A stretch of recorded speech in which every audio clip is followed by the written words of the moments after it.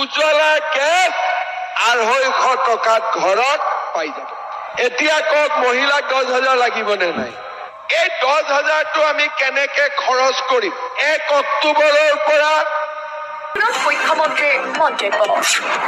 1 অক্টোবৰৰ পৰা চাউলৰ লগতে ৰেচন কাৰ্ডত আমি কম দামত দালিও দিম, নিমখো দিম আৰু চেনিও দিয়াৰ আমি ব্যৱস্থা কৰিম। 1 অক্টোবৰৰ পৰা আপোনালোকক গেছ মই 650 টকাত দি দিম। ভাল হ'বনে বেয়া হ'ব? 650 টকাত গেছ পাব আৰু উজ্জ্বলা গেছ 250 টকাত ঘৰত পাই যাব। এতিয়া কক মহিলাক 10,000 লাগিবনে নাই? লাগিবনে নাই? লাগিব। আচ্ছা, 10,000 লিষ্টত কাৰ কাৰ নাম আছে? হাত দাঙকচোন। অশ্বিনী বাই চবৰ নাম আছে। এটা কথা জানেনে নাই যে এই 10,000টো প্ৰথমবাৰ, দ্বিতীয়বাৰ আমি 25,000 পাম। এইটো 10,000 আৰম্ভ। গোলকগঞ্জত মই জুন মাহত আহিম আৰু আপোনালোকক 10,000 টকাটো দি থৈ যাম। এই 10,000টো আমি কেনেকে খৰচ কৰিম? আমাৰ স্বামীৰ ব্যৱসায় আছে, তাতে দি দিয়ক, কোনো আপত্তি নাই। নিজে মুৰ্গী পুহিব, হাঁহ পুহিব, গৰু পুহিব, কোনো আপত্তি নাই।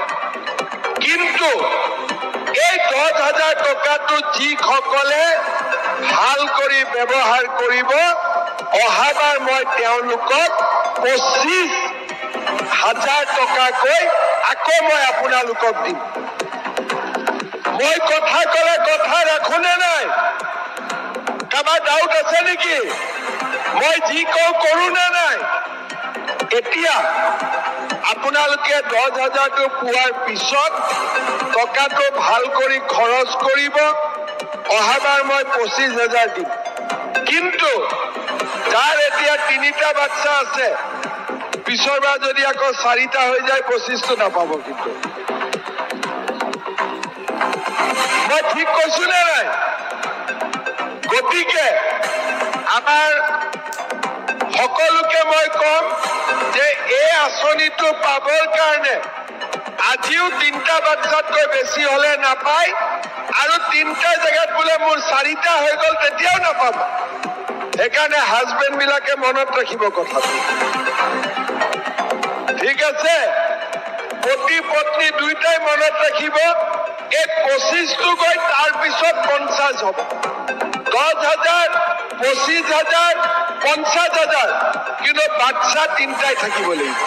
শ্ৰদ্ধাৰ ৰাইজ, 1 অক্টোবৰৰ পৰা আশা কৰ্মীৰো দৰমহা বাঢ়িব, ৰান্ধনীৰ দৰমহা বাঢ়িব, অংগনবাদীৰ দৰমহা বাঢ়িব, টিউটৰৰ দৰমহা বাঢ়িব, আৰু বিদ্যালয়বিলাকো প্ৰাদেশিকৰণৰ কাম আমি হাতত ল'ম। আৰু জীৱিকা সখী বাইদেউবিলাককো 10,000 দিওঁতে আৰু নতুন পুৰস্কাৰ দিম। ৰখি থাকিলে হ'ল, অলপ ডাউটত থাকিলে হ'ল কি দিব বুলি।